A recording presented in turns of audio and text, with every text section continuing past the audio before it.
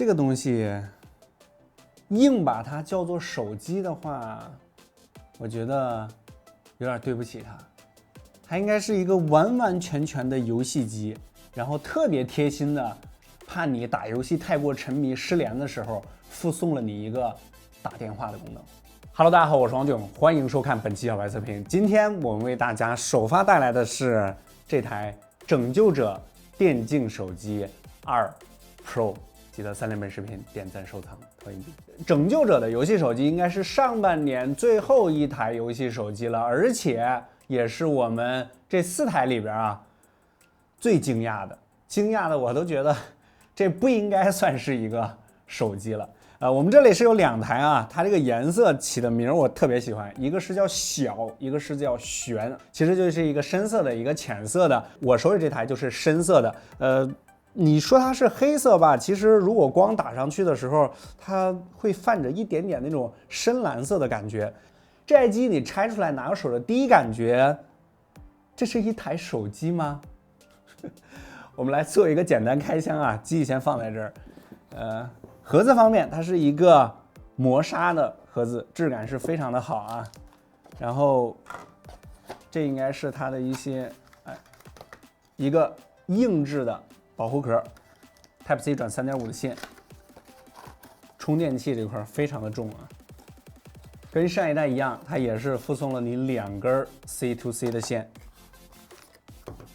体积不算小双 C 口的一个充电器，这个和上代其实是一样的，就是双口90瓦，就是它底部和侧边的充电口各是45瓦。如果你想这样边玩边充的话，就是45瓦充电。如果你想彻底放在那儿进行快速回血的话，2个口全部插上就是90瓦了。深色的这个版本的一体化又更强一点，因为这个机器不管是四周还是后背元素都非常的复杂。白色的那个呢，就辨识度更高，更加凸显它的游戏属性我个人其实更倾向于白色版一点。上手第一感觉，除了不像一个手机之外，就是非常的厚重，262克，然后不算它中间隆起这个部分，两侧这个厚度就是10.32毫米，所以说它不是一个传统手机的配置。整体的设计逻辑方面呢，跟上一代也是一样的，它是一个侧边的镜头，所以说这个手机多半的时候是希望你横置来进行使用的，而且它中间这个隆起的部分呢，也正好你的手指是碰不到的，所以说在横屏用的时候是没有什么问题的。这代的拯救者还有一个重要的逻辑，就是在设计之初它就没有想着让你放什么散热风扇，因为这次最大的改变就是给你加上了2个涡轮风扇，一个外化的是吧？你直接能看到下面有一个小小的风扇，然后还有一个是跟红魔那个有点类似的，就是2侧有开孔，中间在这个隆起的部分内置了一颗风扇，这样的话它可以左右的进行通风。不对，对于这个手机来说，应该说是上下通风，因为多半你都是横着在使用的。2颗风扇一内一外，加强它的散热效果。官方宣称它最高能够带来将近20度的温差，我们后面会实测的后面这元素上呢，2颗镜头，6400万的主摄，然后下面一个闪光灯，中间是一个非常大的拯救者的一个 logo， 这个 logo 也是会亮的侧边的话呢，最明显的就是它的电源键跟它的侧边那个镜头是融合在一起的。这次它的这个前置镜头我一拿到手之后就感觉体验特别好，它是来自三星的，应该是它定制的一个镜头4400万的一个镜头，而且它是84度的广角，这拍出来。我真人有这么帅吗？我不管，反正拯救者拍出来的就是最真实的我不接受反驳。侧边的话，它还是有一个充电孔，然后音量按键，然后还有就是它设置了4颗尖键，你没有听错它设置了4颗尖键，因为它这个侧边框呢是比较宽的，因为机器比较厚嘛，所以说它在向前的这个方向设置了2个，向后的方向还设置了2个，然后它还有在这个隆起的2侧设置了2个滑动的后背的这个触控按键，也就是你在侧边使用的时候可以前置2个尖键，然后后置2个尖键，然后我这个手指这个部分中指我还可以进行滑动当然，这个是你需要好好适应一下爱看直播的小伙伴肯定会发现，很多游戏主播以及高玩都是4指或者是5指操作，甚至会有一些吃鸡神器可以做出一些2指玩家做不出来的操作，比如歪头、走 A、网红趴、拜佛枪法之类的。联想拯救者2 Pro 呢，相比上一代增加了一组超声波按键，然后背部有2条竖向滑动的电容滑动按键，官方称它们为超神键啊。使用了一段时间啊，分享一下我的设置。把左键键设置为开火，右键键设置为开镜，压感屏幕设置成趴下。哦，对了，这次有压感屏啊，这个新东西实在太多，前面忘记讲了。意想不到的操作往往会让对手的心态发生微妙变化。趴下、开镜、开火，一套拜佛枪法行云流水，直接干爆对手心态。一手蛇皮走位走 A， 他一枪未中，倒地不起，直接崩溃退游。这个时候你就是绝地海岛上最靓的仔。中置摄像头的设计意图呢，是为了方便直播啊。在拯救者助手中呢，已经给你接入了斗鱼和虎牙啊，小伙伴可以一键开播实现你的主播梦。同时在手机里呢，装载了虚拟主播生成技术啊，让不方便露脸的小伙伴用虚拟主播的身份出道。但是摄像头的位置有些尴尬啊，直播时摄像头会直拍我的下巴，那画面美的不敢相信。当然，这摄像头还可以实现一些骚操作啊，一键开播中呢有一个直播入画的功能啊，非常有意思。你可以在游戏中打开前置摄像头，将自己置入画面，配合高能回路，你就能看到自己被阴死或者超神时心态爆炸、面目狰狞的录像画面了。在这个助手中呢，还有屏蔽电话和屏蔽通知的功能。打游戏的时候，老板就不要再烦我了，只要我没看到，那就是你没打。双扬声器以及游戏双域临场震感，对，它有2颗 XO 的马达啊，能够帮你快速的分清敌人的方向，在游戏效果上确实是没有之一的水平了。增强显示有3个档位，自然、均衡和极致，你可以根据自己的喜好调整显示效果，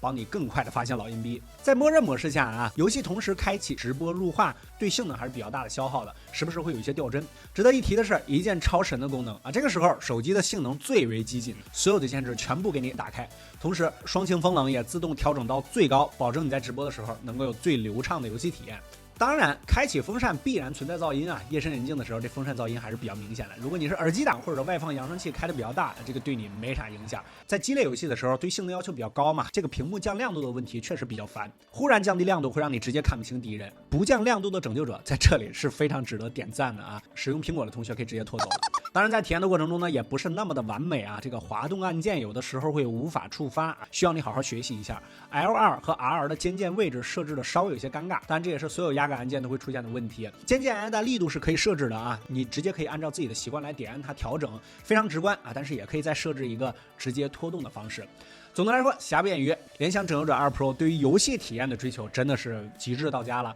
机签应该说是没有之一了。拿到手，不管你体验多长时间，你都感觉这不是一台手机，它就是一台游戏机。那么作为一台专业的游戏手机，肯定是888、LPDDR5、UFS 3.1这3件套肯定必不可少。我们实测 Geekbench 5单核得分1129，多核得分3782，排名比较靠前。GPU 方面 ，3D Mark OpenGL ES 3.1得分9195，位列数据库第1名啊。整体纸面数据方面还都是不错的。实际体验方面，小白测评数据库20款应用2轮打开测试16G 的版本啊。对，我们这一次体验的2台全部都是16G 的。拯救者平均用时113秒。续航方面，144赫兹的情况下，小白测评3小时轻度续航测试，拯救者剩余62%，位列第6名；5小时重度续航测试，拯救者剩余13%的电量。充电方面，90瓦双电芯快充，实测10分钟就可以充入48%，半小时可以充到100%。当然，这是2口，全部都给插上啊。散热方面，拯救者这次堆量非常足，双涡轮增压风扇加上大面积的 VC 液冷，实测数据库标准的1小时和平精英 HDR 高清加极限，最高温度43.3，背面41.8，发热主要集中在中间部分，手握持的区域正好碰不到啊，散热的表现还是不错的。最后极限原神最高画质，拯救者平均帧率59.7帧啊，基本满帧了，波动仅为5.1帧，游戏全程基本一条直线啊，调度非常极简。X1 大核全程 2.8G 赫兹运行 ，A78 中核也维持在 2.4G 赫兹，整机平均功率也达到了9.7瓦。发热方面，半小时温升曲线25分钟达到最高的55度，在 CPU 如此鸡血运行的情况下，能保持这个温度，在一众游戏手机之中散热能力还不错。作为一款定位专业的游戏手机，无论是在跑分方面还是实际的游戏帧率方面，确实都非常的激进啊！我觉得这就是游戏手机该有的样子吧，对吧？正面 ID 方面呢，由于它顶部是没有摄像头的，所以说它做到了完全对称，上下对称，左右对称。如果要是做的特别窄的话，打游戏也比较容易误触。然后它顶部和底部呢，就有了比较大的空间，就放上了一个全对称的地表最强啊，这个最大的这个等效 1.6cc 的一对扬声器。之前啊，这个地表最强音乐手机从10S 到了黑鲨，然后现在又变成了拯救者电竞手机2 Pro。我们。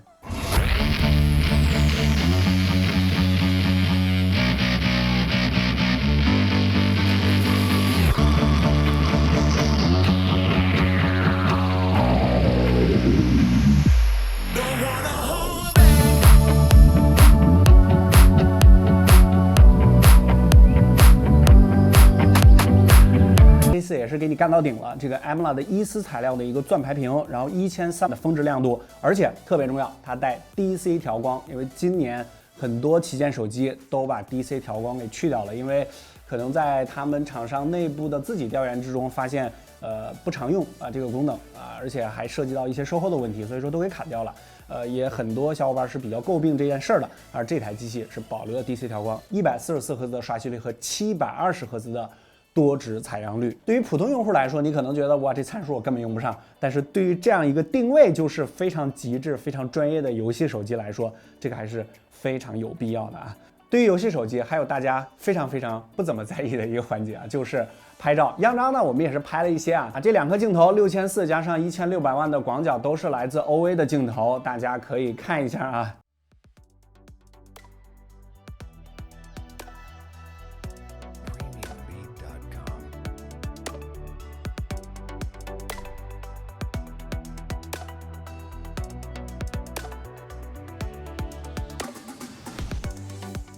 还是老规矩，如果你是一个特别的例外的啊，买了一个这么极致的游戏手机，还非常关注拍照的话，可以在小白视频的微信公众号后台回复“拯救者2 Pro” 这几个关键字，随时随地查看原图。本期视频的所有数据，我们也会第一时间更新到小白视频的微信公众号数据库里面，你都可以随时随地免费查看。虽然说这台机的影像方面大家可能不怎么关注，但是这颗镜头我自己个人用着啊，这个前置的伸缩镜头，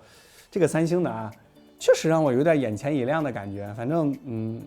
最近几台这个手机的自拍，我觉得这台是拍出来最好看的，而且也是最真实的，对吧？这就是真实的我。OK， 我们总结一下，这台专业的游戏机，然后非常贴心的附送了你一个打电话的功能。这台机生来，甚至可以说是从立项开始，它都没想让你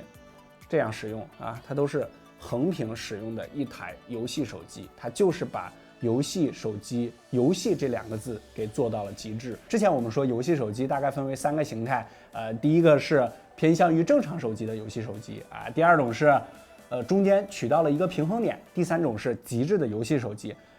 这台就是第3种类型非常好的代表，就是把游戏给你干到家，让你把游戏打爽，就是我这台手机最终极的目的，没有之一。不考虑什么日常的使用场景，根本不考虑啊！反正这台手机给我留下的印象是极深的，因为我们在这段时间是吧，这个3月份刚过，机海啊，这一大堆手机，其实你仔细回想一下之后，你会感觉有很多手机很多功能也宣传了很多点，但是过了一段时间之后，哪怕1个月就没有给你留下什么印象。但是这个印象实在是太深了，这个我们提前体验了很长一段时间，但是每提起来拯救者的时候，你要玩游戏。你要是热爱游戏、极致游戏，就选它啊，就是这样的一台游戏机啊，我就管它叫游戏机，爱咋咋地吧。OK 后期我们也会在第一时间把它的所有实测数据都更新到小白测评的微信数据库里面。对于游戏手机来说，实测数据和帧率、发热各个方面，大家也是比较关心的。后期如果它有大版本更新，我们也会及时的跟进。其他手机日常的一些数据大家可能不关注，这个应该是非常关注的。如果觉得这期视频对你产生了一些帮助，记得给我们点个赞，特别感谢。OK， 更多内容和新技术发，记得在全网订阅小白测评。我关正杰，我们下期视频再见。